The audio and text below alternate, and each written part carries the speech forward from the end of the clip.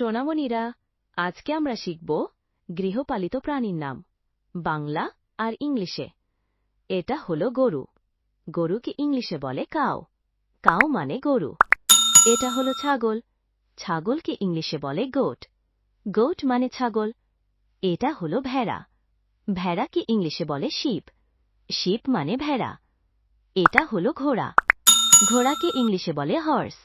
Horse মানে ঘোড়া। এটা হলো মুরগি। মুরগিকে ইংলিশে বলে হেন বা চিকেন। হেন বা চিকেন মানে মুরগি। এটা হলো হাঁস। হাঁসকে ইংলিশে বলে ডাক। ডাক মানে হাঁস। এটা হলো বিড়াল। বিড়ালকে ইংলিশে বলে ক্যাট। ক্যাট মানে বিড়াল। এটা হলো কুকুর। কুকুরকে ইংলিশে বলে ডগ। ডগ মানে কুকুর। এটা হলো মহিষ। মহিষকে ইংলিশে বলে বাফেলো।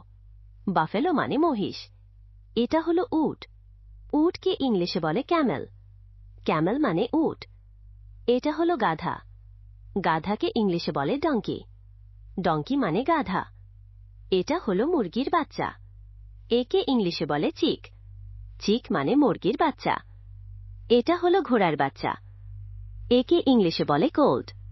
কোল্ট মানে ঘোড়ার বাচ্চা। এটা হলো বাছুর। একে ইংলিশে বলে কাফ। কাফ মানে বাছুর। এটা হলো কবুতর।